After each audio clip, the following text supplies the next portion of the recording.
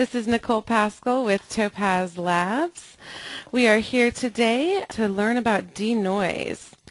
Alright, so Topaz DeNoise is unique in that it not only removes noise but also maintains your image detail while doing so, and many times can actually recover some of that image detail. So today we're just going to introduce it to you and walk you through a couple workflows and let you see some of the things that it's really capable of. So what exactly is noise? Every digital camera creates imperfections in images called noise. Many times you're not able to see it, but when you have really high ISOs in low light images, or for multiple reasons, it can show up and appear as dots, lines, and little smudges of color. I'm going to go ahead and increase on this image so you can see what I mean here. Let's see. So see the little smudges of color here, and there's actually some banding noise within this image that is up on the screen right now, along with contrast noise that is just the actual dots themselves.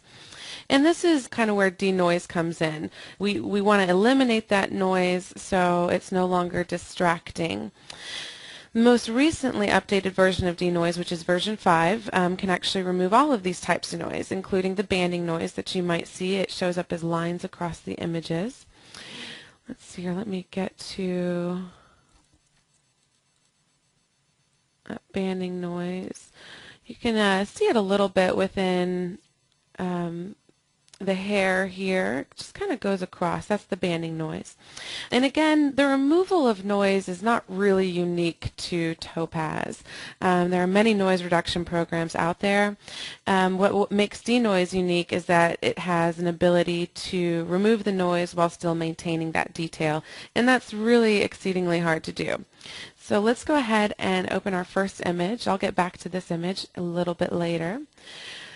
The first image I'm going to open is a raw image that was taken with a Canon 5D Mark II. Now with denoise, we do recommend that you use a raw image if possible. If not, that's okay too.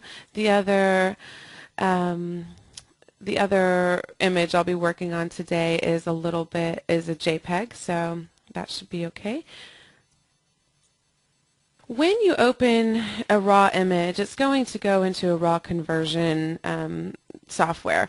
Mine is going into Adobe Camera Raw, and there are a couple key rules that you're going to want to follow if you're planning on using denoise as your noise reduction process. And those are that you don't want to manipulate the image at all. And that's really where it's just the main rule. When you open Adobe Camera Raw, the defaults, which it looks like because I've opened this image before, it remembered that what I did to it, but the defaults start at 5 for the blacks. And so you want to make sure and take that down, the black area. And then everything else default is at a good area within this particular menu, the basic menu. Within the curves, everything is good because it's all set to 0. When we get to the detail sharpening, these sliders are actually set a little bit higher. I'm not sure of the exact value, but what you're going to want to do is take all of those sharpening sliders and move them down to 0. The reason we suggest doing this is because when you sharpen your image within your raw converter, you're not only sharpening the image, but you're sharpening your noise. And it's going to make it that much more difficult for denoise to handle the noise reduction process. And you'll probably end up taking out more detail than you wanted to, because to handle those sharper noise pixels, you'll have to soften it more than you really would if you don't. So we take that sharpening all the way down. The other value that is set up in this particular menu is the noise reduction color. I believe it's set to about 25. And go ahead and take this down. We're going to handle that within Denoise, and everything else within the menus are, the defaults are set to 0. So let's go ahead and open our image. Okay, so now we have our image, the original image out of the camera, and I am going to go ahead and make my background copy and take it directly into Denoise. Now there are many types of situations where you might find yourself or find your images having lots of noise. Some of these situations, for example, if you're wanting to take a really fast action shot and capture the action, you're going to need to increase your shutter speed, and many times that means you might need to increase your ISO so you get a good exposure. And the higher the ISO, it's going to be the faster the camera sensor absorbs the light coming through the lens, and that is, the higher the ISO, the more amount of noise that usually appears within your image. All of these increased noise levels are handled by Denoise, so you can kind of feel a little bit more comfortable in these situations when you have to go higher with your ISO. The other situations are low light night images, when you're trying to, and you have a handheld camera, when you're trying to get that shutter speed a little bit higher, you can increase the ISO. And in this particular situation, this image, this is a lobby image, an interior shot, a handheld camera. It's a little bit of a dim light, so to be able to get the effect I wanted, which was complete clarity, I wanted it to be focused and have a really large depth of field. The way to do that obviously is to get a very small aperture, and because of that I needed to increase my ISO to allow my shutter speed to still be high as well. Okay, I'm going to go ahead and get started. Sorry about that. It's just a little explanation of the ISO. So Topaz Labs, Topaz DeNoise 5. Okay, right away when you open this image you can tell that there's quite a bit of noise. What just happened there is I was playing with Denoise earlier this morning, and my settings, my previous settings, were applied to this image. So when you come in, if you don't like what you see, just come over here to the right and press Reset All, and that'll get all of the sliders back to their default positions. Okay, we'll do a really quick explanation of the interface here. It's very similar to the rest of our interfaces. Over here on the left we have our preset panel where your default presets are included. You have defaults for JPEGs and RAW images, and you can see all of the information for each preset as you scroll over it up here in the right, up here above the presets themselves. Down in the bottom of the preset panel you'll have a save for your user presets and your camera presets that you want to input, and we'll talk about that in just a little bit. Your delete, your import and export.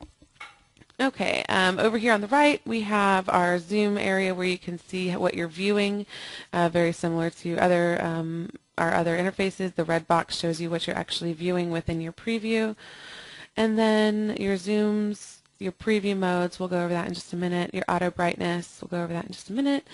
And here's undo, redo. You can take snapshots of a setting that you think might work, but you're not quite sure, so you can snapshot it and then play around some more, snapshot it again, and then toggle back and forth between your snapshots. That's a really cool feature actually. And then down here we have our actual adjustments, the noise reduction, detail recovery, and debanding tabs. Okay, so these defaults that are included here are really good starting points, but majority of the time they're not going to be the best preset for your camera settings, and the ISO settings, because the best thing that you can do is make a preset for your specific camera that camera what setting it was at. So say it was at 1600 ISO. Then therefore that camera is going to produce the same noise each time at that particular setting. It's actually based on the camera sensor, so that's not going to change. So if you make a preset, you can just go back directly to that camera and ISO preset, and it's a really very cool to do it that way. But these are good starting points. I'm actually not going to use one of those though, because I want to show you exactly what the adjustments do. So over here we have our preview modes. We have RGB, Luma, color, red, and blue. These are really important when going through all of your different adjustments. The Luma mode is going to allow you to view your image, just the luminosity within your image. This is very helpful when you are looking at your contrast noise, which is going to be the general dots that you see around or in the image. And if you come down here to your auto brightness, this is actually really important as well, especially in these low light images, dim lights, or night images. It's really hard to see the noise at times. So if you come up here to normal, it's going to take you, it's going to boost the brightness of your image just while you're working within the program, so you can then see your noise a little bit better. You can even go strong, and then you definitely see the noise. Let's go back to normal. This is a bit strong, so I'm going to go back to normal. And in the Luma mode is where you start. This overall strength slider within the noise reduction is going to be the first one that you kind of work with. Before I get there, one of my first steps during my workflow is to take this correct black level slider down. The reason being, I take that all the way down to 0, the first thing. The reason being is that as you adjust your strength and shadow and color, your color noise sliders, that's going to be really affected differently if the correct black level slider has a value. So I take that all the way down and then work with that at the very end to try to get the best shadow enhancements with that. Also, if your image has banding, you're going to want to use the debanding first. This image does not have any significant banding or actually visual banding, so I'm not going to be working with that in this image. I will in the next. However, that is something that we also suggest that you click on first, and all you have to do is click on it, it'll process, and there you go. Then you can go back up to your noise reduction tab and work with your noise reduction tab. Okay, let's close that. Okay, now that my correct black level slider is down, I'm going to go to my overall strength. This is the main noise removal tool that's going to reduce the overall image noise. So you'll see a significant difference as you increase this. I'm just going to even go to 0.2. Okay, immediately you see a reduction of the overall noise. So let me show you before. To toggle back and forth between your original and preview, you can press your spacebar or left mouse button, and that will help you toggle back and forth, so you don't have to actually go up here to these tabs. Okay, and here's after. Now the overall strength slider is also really important because you need to watch out that you don't go too strong. It will start to smooth out certain areas of your image if you push that too much. So we wanted to make sure that we don't overuse that overall strength slider. So here's before and here's after. It's also really important that when you're working with the noise reduction at the very beginning that you stay in kind of a mid-tone area, that you have a mid-tone area available to look at. My mid-tone area within this image is going to be, you know, these walls, these marble walls here. And then I also have my shadow area down here to look at and some highlights here as well. But if you don't have all of that within one frame, you can move your view around to where you can look at a mid-tone, you can look at a shadow area when needed, etc., etc. So within this particular overall strength, I feel like I might have smoothed out these walls just a bit too much. So I'm going to take that down actually to about 0.1. Okay, and as you can see, that brought back a lot of the noise as well as the texture, so I'm going to do something in between. And so this is just kind of a process of deciding what looks best for each particular image. What I'm trying to avoid in this particular image is reducing this detail within the walls and the marble walls. Denoise is really nice for this particular image because it can detect what is noise and what is that texture of the wall, and I think that's very important within this image. So here's before and here's after. I'm going to leave it at about there. Now your adjust shadow and your adjust highlight parameters are important. It's kind of a rule that you're going to have more noise within your shadow areas. So right here within these black chairs, you may notice that there's more noise along the shadow area of them. And then within your highlights, there's going to be less noise. So usually your adjust shadow is going to go up a bit. And as you can see, that started to decrease the noise within my shadow areas. So here's before, here's after. Let me show you one more time. Let me go back down to 0 here for the adjust shadow. Keep your eye on this chair area. Let me go ahead and increase that again. See how it just smooths out and takes away some of that noise within your shadows. It's really nice. And then your adjust highlights, I constantly just take this down to pretty low on the negative side, just because you want to bring some detail in back into your highlights. You don't want to smooth it out too much, and there's not a lot of noise in your highlight areas. Okay, so let's move on to your red and blue noise. Okay, so here's where we are now in the Luma channel, before and after.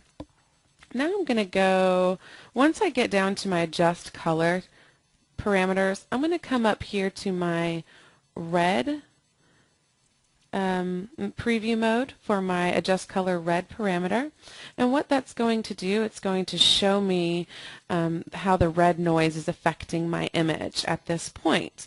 Now it's important to know that the red and blue preview modes are not going to be your traditional RGB preview modes. So if you look at your red channel within Photoshop or whichever program you're using, it's not going to look like this. This is actually more something called a component red and your component blue, and it looks at the tones kind of versus the channel. So you can edit it a bit more, and it lets you see how it's affecting it. So let's go ahead and see how this works. Now, within this preview mode, let me show you before what we've done already. Here's before. Now it's already been affected by that overall strength slider. So here's after. But you can still notice all of these little splotches and all of this kind of splotchy areas. I don't know a better word for it. Let me show you in RGB. You can even see it here, this kind of red tones that you see throughout the image, and it's the red noise that you're seeing. So that's what we're trying to take care of. Let's go back in there. What you're going to want to do is increase it until it starts to smooth out. Okay? So that started to smooth it out. You don't have to go overboard and take it all the way. Sometimes you will take it all the way to 1, but you still want to get a little bit of detail within there. So you want to leave a little tiny bit of that splotchiness, but not much.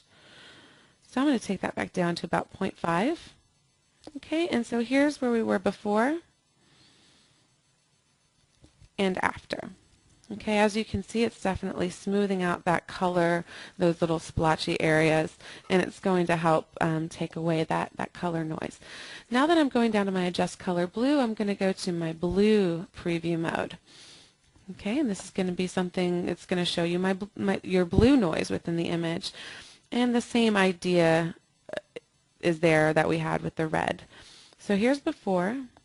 This is before we made any adjustments to the image. This is how much noise, color noise on the blue was there. And here's where we are now.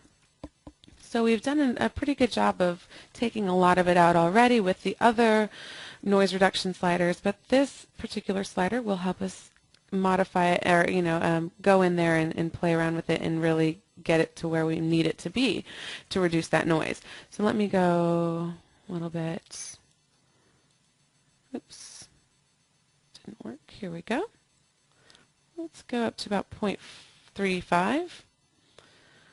Okay, and here we are before, and here we are now. You'll notice that in some of the strong lines you might have stronger detailed areas like this, and that's all right. What we're looking at again is this mid-tone area that we're trying to smooth out, not necessarily all the different strong contours that are involved here in this image. So now that we're to the clean color parameter, I'm going to go up to my color preview mode. Okay, my color preview mode is going to show how the colors are kind of affecting the image at this point. Here's where we are before. As you can see, there was tons of color noise, and it was really affecting the image, and here's where we are now. We've definitely smoothed it out and made it a much more clean image. The Clean Color tab is going to affect the larger blotchy areas within your color noise.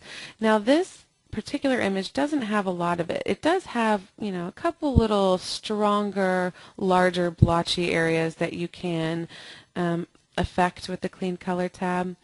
And it's nice to use this parameter just to clean up some of the color edges. And it's very subtle, so you're not going to really see a difference here on this webinar screen most likely, but you will at home when you're working with your images. Okay, so here's before, and here's after. Okay, now that we're down to our correct black level slider, now I can go back into my RGB mode. Okay, so here I am. Let's just look at what we have. Here's before and after. So we've done a lot of work so far. It's definitely coming along, but we still need to work out a few things. Number one, our shadow area. Even though we've removed the color noise with the red and blue sliders, there's still usually in your really dark shadows or blacks, there's still going to be a hazy color cast left over within that area.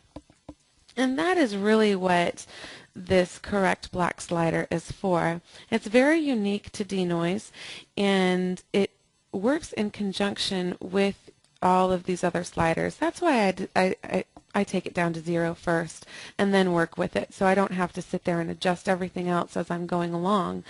So let's see what it does when we raise it.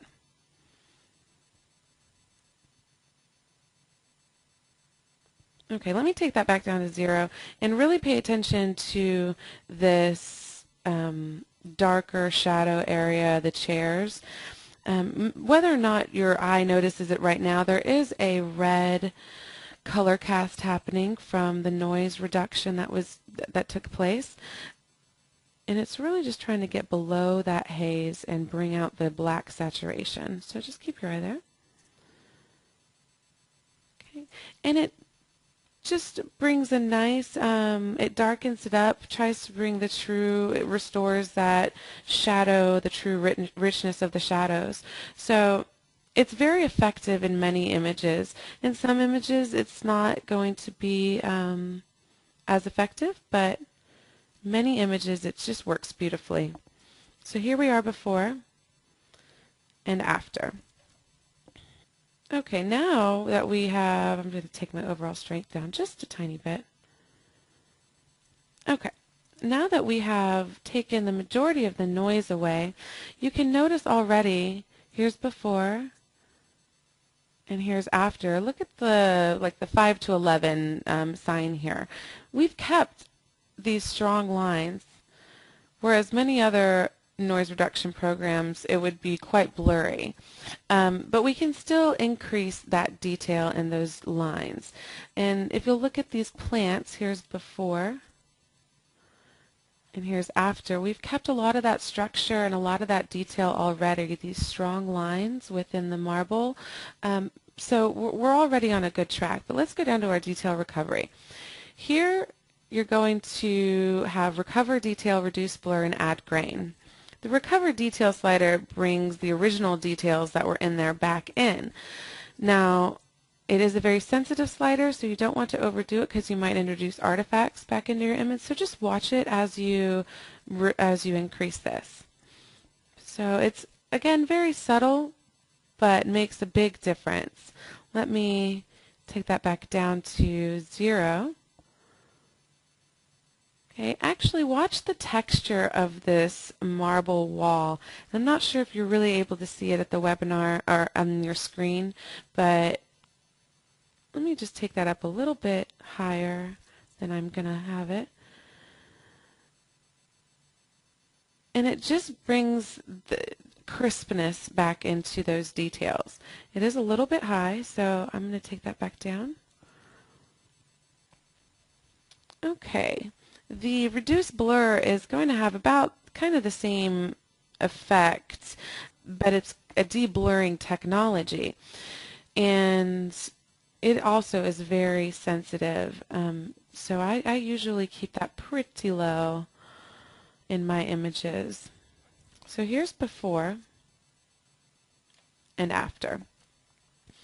Now the add grain slider is one of my favorite sliders within the detail recovery because many times when reducing noise, you start to get a bit of a kind of a flat effect. Your image starts to smooth out a little too much. And even though we've kept some of these really important details already, such as these lines and these strong lines, the adding grain just brings a little bit more texture and makes your image a bit more natural. So I kind of like to boost that up a bit. And I'll take that down just a little. Went up a little too far. And don't be scared of adding grain back in. Grain is not the same thing as noise. It's going to, again, make your image a little bit more natural and take away that overly smooth effect that reducing noise can sometimes bring in. All right, so I'm pretty happy with this. Here's, again, before. Let's see here. And after. So for the sake of time, let's go ahead and take you over to the presets.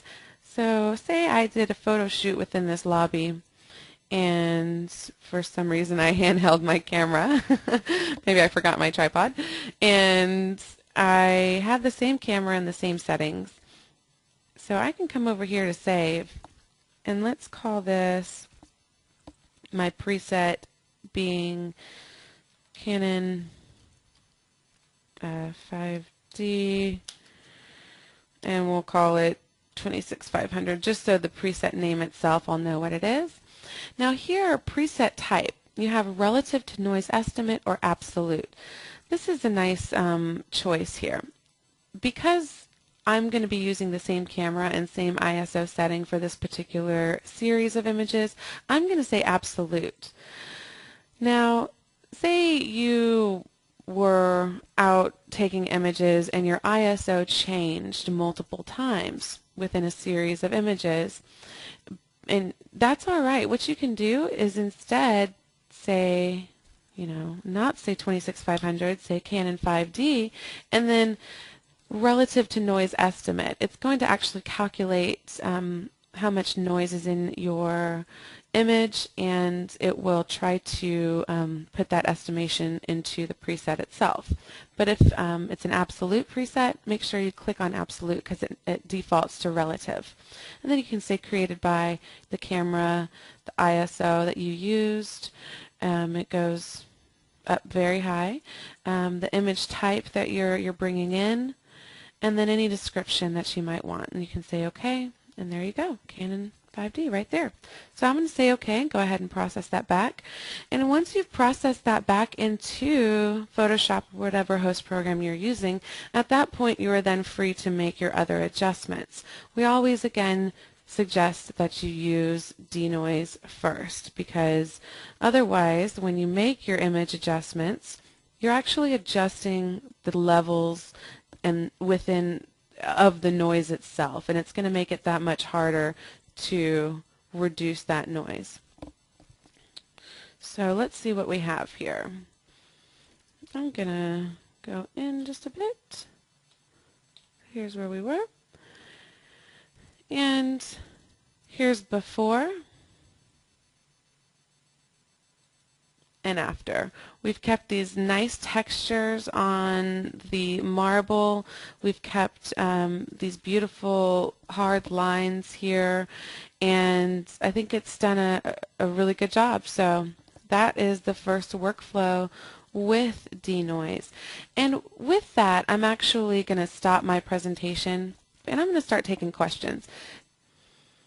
Okay, David has a great question. There is a select Topaz DeNoise option within Topaz Adjust, and how does that compare to Topaz DeNoise 5 as a separate product?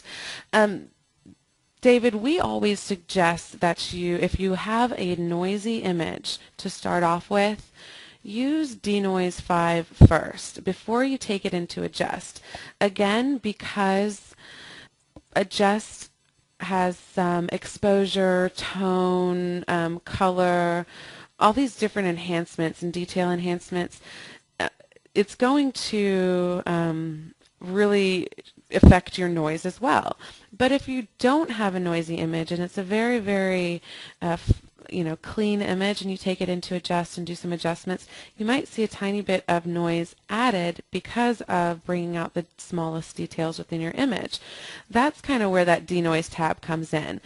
If you see that it's very noisy, we suggest going into Denoise 5 because you have so many more options. So that's a great question, though. We get that a lot.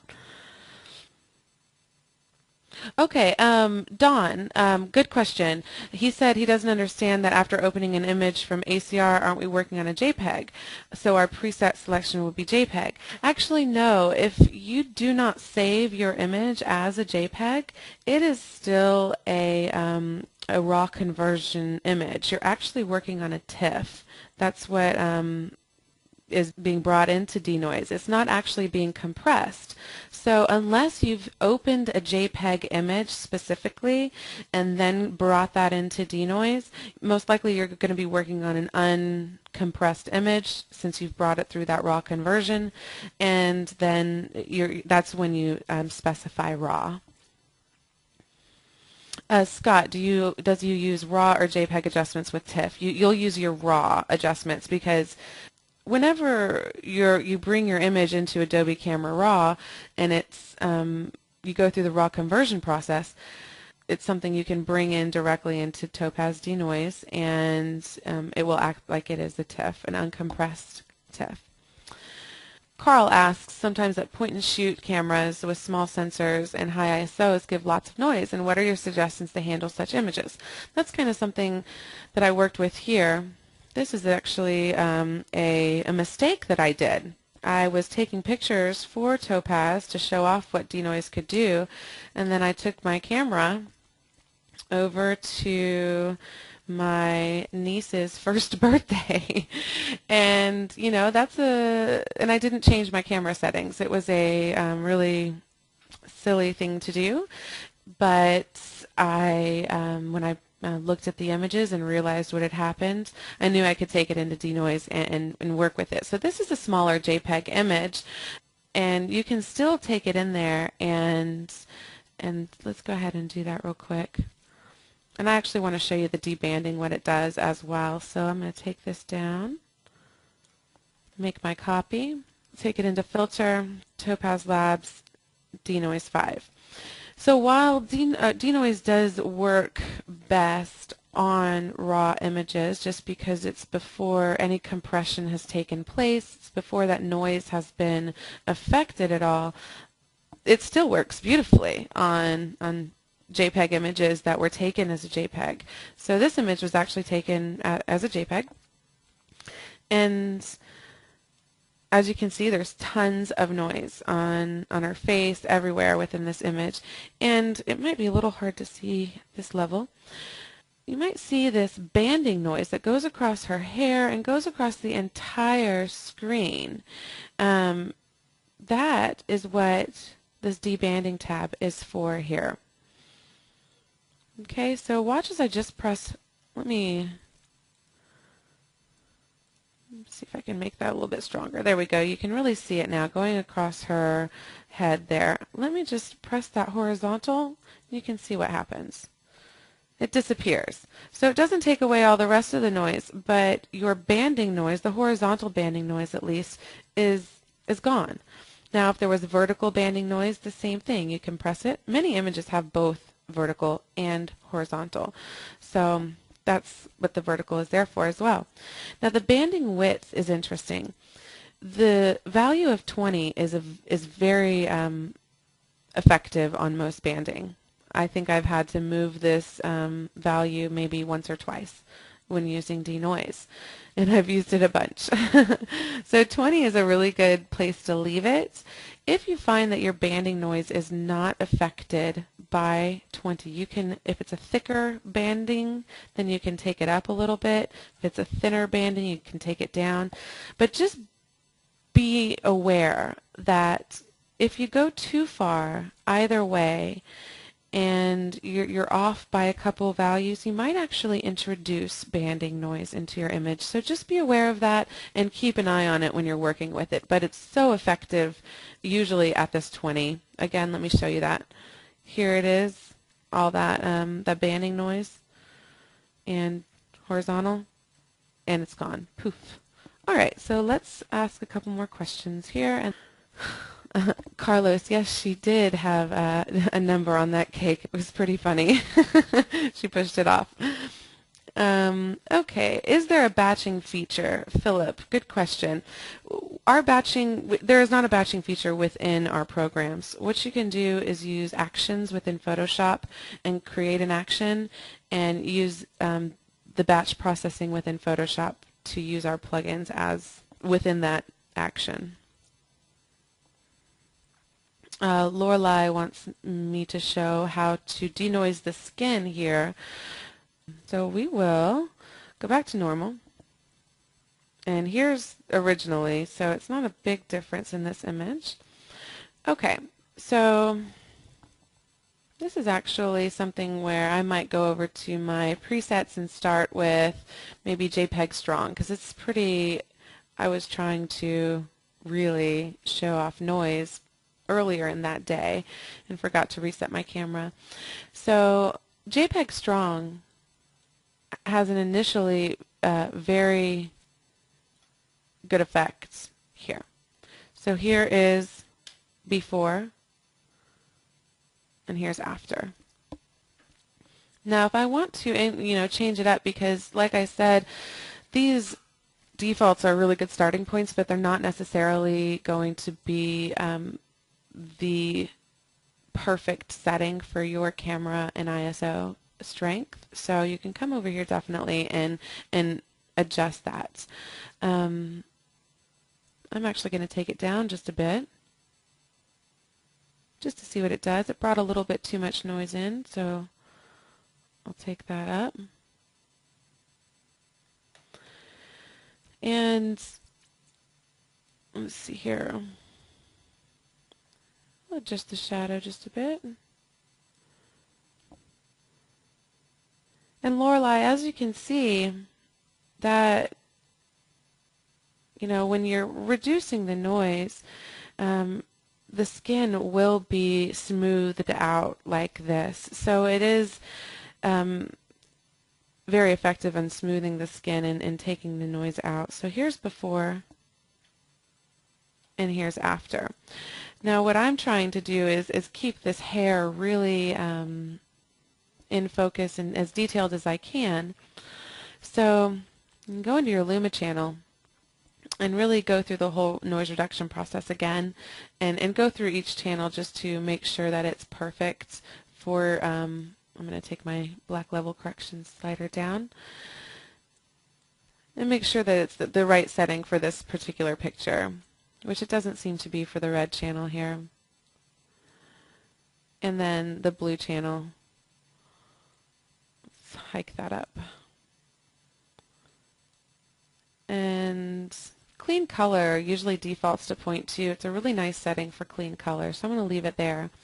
And let's go back to RGB. So here's before, and here's after. Let me zoom in here to 200% so you can see exactly. Here's before, and here's after. Now we've lost a little bit of detail here, so I want to actually take that down, bring in some of that, add a little bit of grain,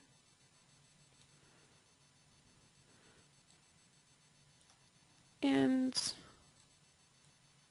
maybe take that down just a little bit more. So again, here we have before and after. In this picture it's really cool because she had this ridiculous tutu on, and it really, all the color noise really started to affect the different colors within here. As you can see in the yellow here, you'll see that red and blue start coming through.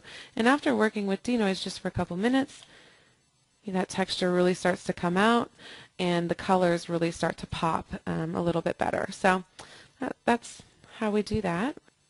Okay, Charles has a good question. Do I apply focus after denoise? In focus after denoise. In focus has kind of a dual process. It can be used for deblurring very slightly blurred images, or it can be used as an amazing sharpening, kind of an output sharpener at the very end of your workflow. If you are attempting to deblur an image, use in focus first.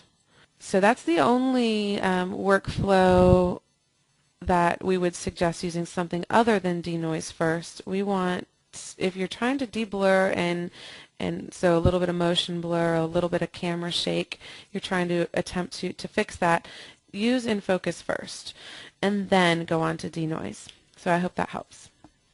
Again, you can get in touch with me at webinars@topazlabs.com. And if you want to catch up and see what's happening on future webinars, our page is topazlabs.com/webinars.